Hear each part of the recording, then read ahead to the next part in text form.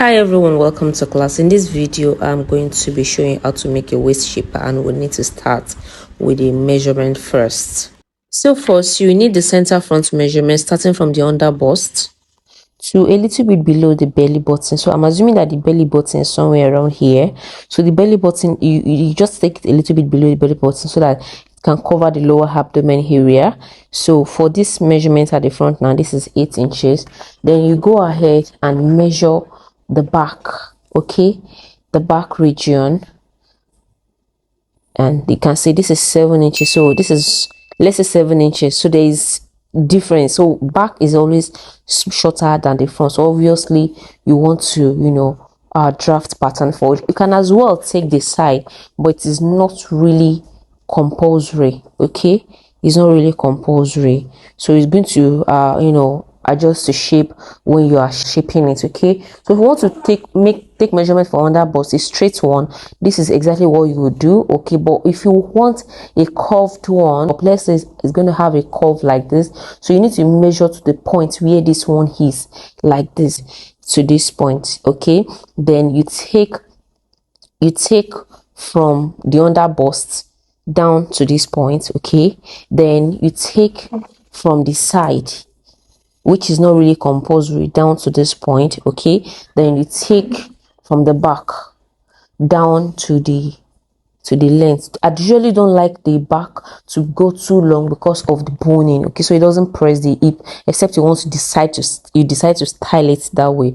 So that is how to take measurement for the waist shaper and then the under bust corset.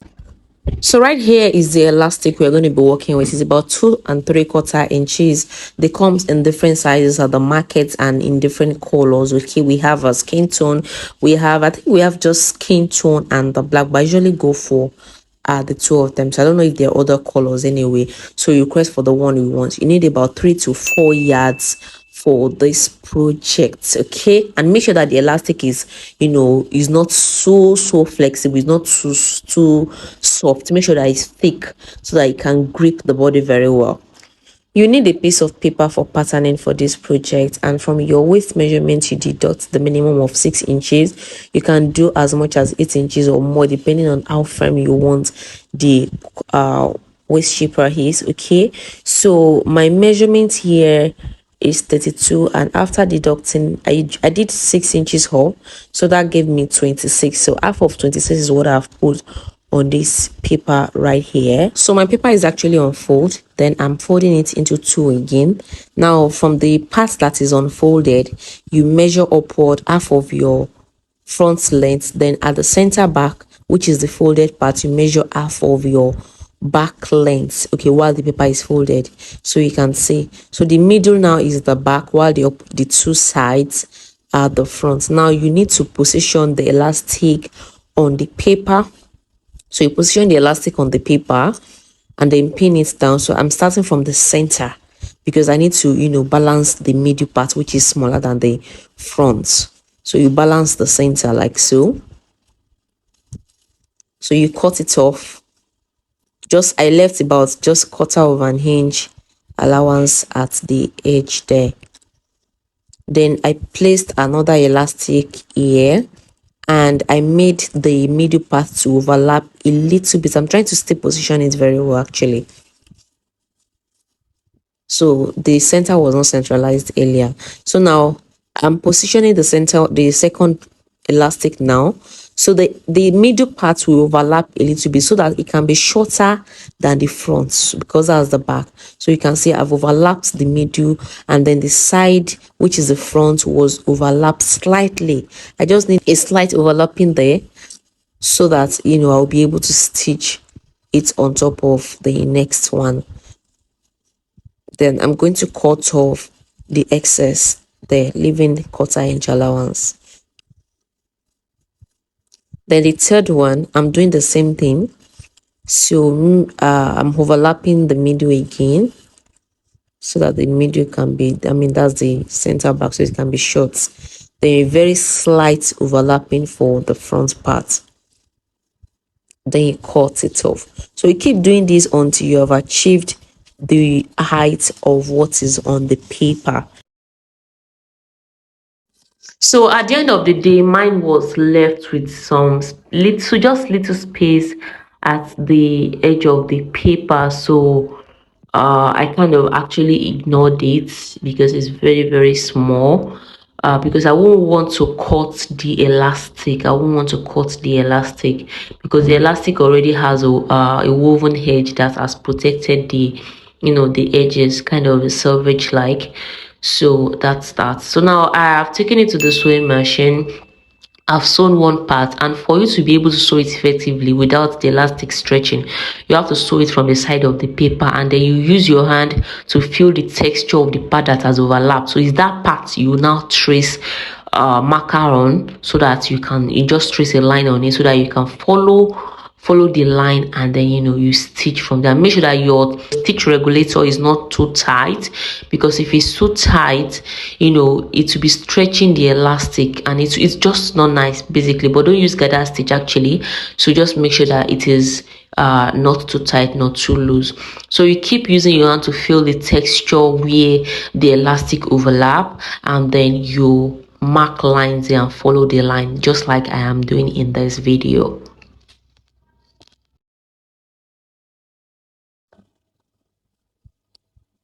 When you're done with the part with paper, you flip it to the other side to stitch as well, and then you make use of an awl to do the easing.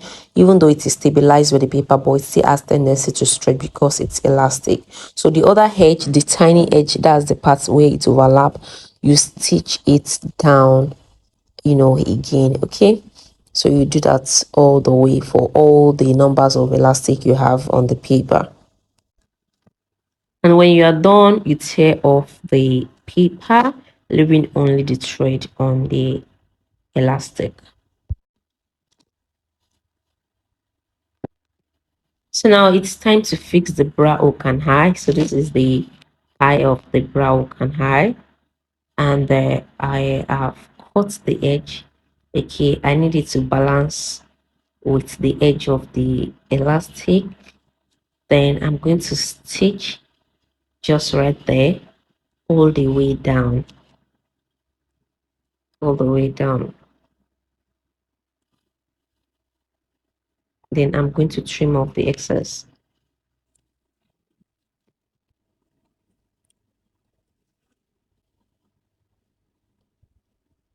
So I have to stitch the other edge on the elastic so that it can stay firmly.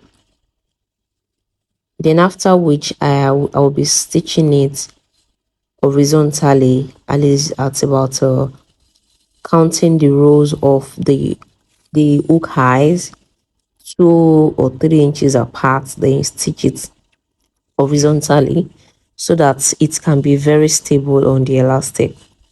You're going to drag it while trying to hook it. So if you do not stitch it well, that can cause it to pull. Now that is done, I have to place the hook itself. So the first thing I do is to hook it with the eye to make sure that there is balance. After which you cut off the edges of both sides. Then you have to place the other edge on it, other edge of the elastic, which is the center front. You position it on it to create balance before you start sewing. So you remove the hook, and then you now place it on the the elastic edge and stitch it all the way down, just like we did for the eyes.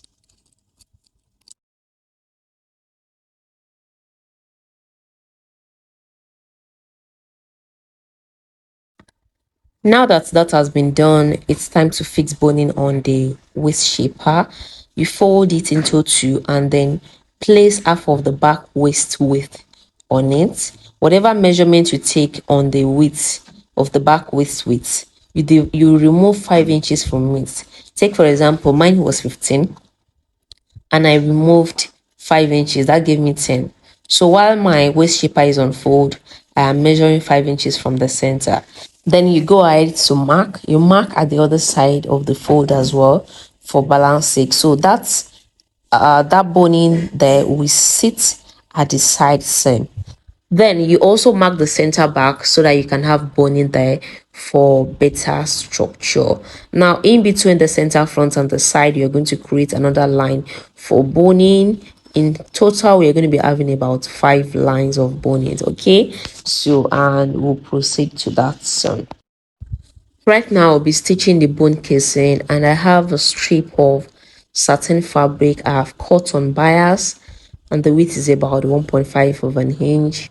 So you fold in ½ inch and place iron on it. Then at the start, I'm going to raise the bias strip up by ½ inch and fold it so that the edges can be clean. So that part where I folded, the part where I ironed, that's ½ inch, I am going to stick just right at the edge of it. Then at the end, you fold in ½ inch again so that the edge can be neat as well. Then I'll go ahead and trim off the excess allowance that is there to reduce bulk. So now you are going to fold over and then stitch the other edge to create the bone casing completely. So just stitch by 1/8 of an inch and make sure that the part which was folded at the edge stays inside. So I'm using an how to push the edge inside, okay, so that it can stay inside. Now for the boning, you need a plastic boning, and then you trim ½ inch off the allowance that is there so that it doesn't get into the edge, because you're going to stick down the edges. Okay, so if the length is 5 inches, you make it 4 inches. That's half deducted on both sides. Okay, that's those numbers are just examples. So you bond the edges of the plastic bone to make it blunt so that it doesn't poke.